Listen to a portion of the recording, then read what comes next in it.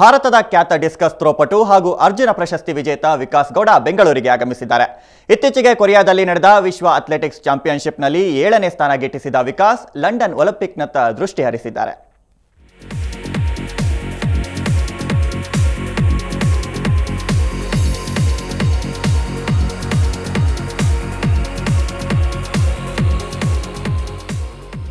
ಭಾರತದಲ್ಲಿ ಡಿಸ್ಕಸ್ ಥ್ರೋಗೆ ಅಂತಾರಾಷ್ಟ್ರೀಯ ಮನ್ನಣೆ ದೊರಕಿಸಿಕೊಟ್ಟ ಶ್ರೇಯ ಮೈಸೂರು ಮೂಲದ ವಿಕಾಸ್ ಗೌಡ ಅವರಿಗೆ ಸಲ್ಲುತ್ತೆ. ಮುಂದಿನ ವರ್ಷದ ಲಂಡನ್ ಒಲಿಂಪಿಕ್ಸ್ನಲ್ಲಿ ವಿಕಾಸ್ ಭಾರತದ ಪದಕ ಭರವಸೆ ಎನಿಸಿದ್ದಾರೆ.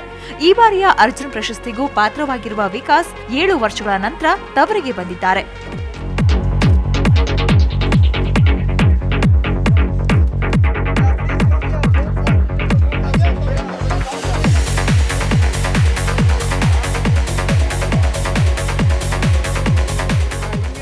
ನಿನ್ನೆ ಬೆಂಗಳೂರಿನ ಕಂಠೀರವ ಕ್ರೀಡಾಂಗಣಕ್ಕೆ ಬಂದಾಗ ಅಲ್ಲಿ ಸಂಭ್ರಮ ಮನೆ ಮಾಡಿತ್ತು.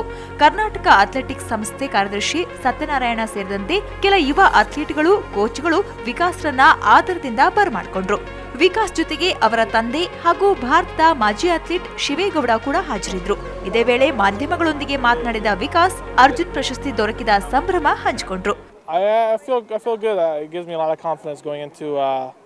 Next year's Olympics, and it's just something I'm going to build on going from here. Everything's going according to plan. I have a good program that I have already, and I'm just going to keep following it because it's been working well the last 2 years. Mysuru ಮೂಲದ ವಿಕಾಸ್ ಈಗ ಅಮೆರಿಕದ ವಾಷಿಂಗ್ಟನ್ನಲ್ಲಿ ನೆಲೆಸಿದ್ದಾರೆ. ಅಲ್ಲಿಯೇ ಅವರ ಅಭ್ಯಾಸ ನಡೆದಿದೆ. ಅಮೆರಿಕದಲ್ಲಿ ಆರಂಭಿಕ ಹಂತದಿಂದಲೂ ಡಿಸ್ಕಸ್ ಥ್ರೋನಲ್ಲಿ ಅದ್ವಿತೀಯ ಸಾಧನೆ ಮಾಡ್ತಾ ಬಂದ ವಿಕಾಸ್ ಭಾರತವನ್ನ ಅನೇಕ ಅಂತಾರಾಷ್ಟ್ರೀಯ ಕ್ರೀಡಾಕೂಟಗಳಲ್ಲಿ ಪ್ರತಿನಿಧಿಸಿದ್ದಾರೆ. ಕಾಮನ್ವೆಲ್ತ್ ಗೇಮ್ಸ್, ಏಷ್ಯನ್ ಗೇಮ್ಸ್ನಲ್ಲಿ ಪದಕದ ಸಾಧನೆಯನ್ನು ಸಹ ಮಾಡಿದ್ದಾರೆ. ಇತ್ತೀಚೆಗೆ ಕೊರಿಯಾದಲ್ಲಿ ಮುಕ್ತಾಯಗೊಂಡ ವಿಶ್ವ ಅಥ್ಲೆಟಿಕ್ಸ್ ಚಾಂಪಿಯನ್ಶಿಪ್ನಲ್ಲಿ ವಿಕಾಸ್ಗೆ 7ನೇ ಸ್ಥಾನ ದಕ್ಕಿದೆ. ಒಲಿಂಪಿಕ್ಸ್ನಲ್ಲಿ ಪಾಲ್ಗೊಳ್ಳಲು ಅರ್ಹತೆ ಪಡೆದುಕೊಂಡಿರುವ ವಿಕಾಸ್ ಲಂಡನ್ನಲ್ಲಿ ಪದಕ ಗೆಲ್ಲುವ ವಿಶ್ವಾಸ ವ್ಯಕ್ತಪಡಿಸಿದರು.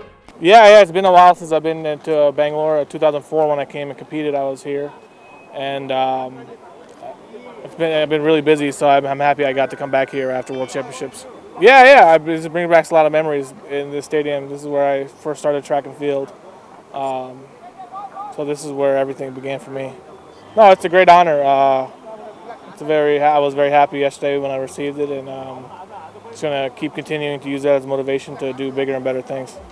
ಇನ್ನು ಆರಂಭದಿಂದಲೂ ವಿಕಾಸ್ಗೆ ಅಗತ್ಯ ನೆರವು, ಸ್ಫೂರ್ತಿ ನೀಡುತ್ತಾ ಬಂದಿರುವ ಅವರ ತಂದೆ, ಭಾರತದ ಮಾಜಿ ಕೋಚ್ ಹಾಗೂ ಮಾಜಿ ಅಥ್ಲೀಟ್ ಶಿವೇಗೌಡ ಮಗನ ಸಾಧನೆ ಕುರಿತು ಸಂತಸ ವ್ಯಕ್ತಪಡಿಸಿದ್ರು.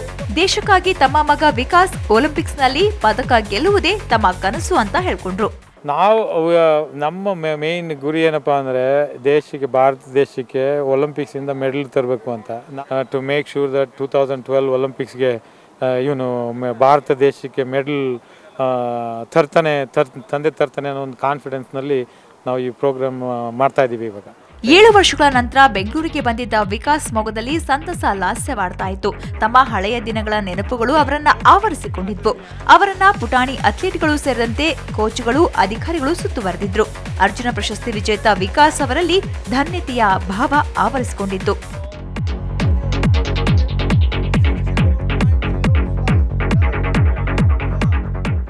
ಪ್ರಶಾಂತ್ ದಾವಣಗೆರೆ, ಸ್ಪೋರ್ಟ್ಸ್ ಬ್ಯೂರೋ, ಸುವರ್ಣ ನ್ಯೂಸ್ 24/7.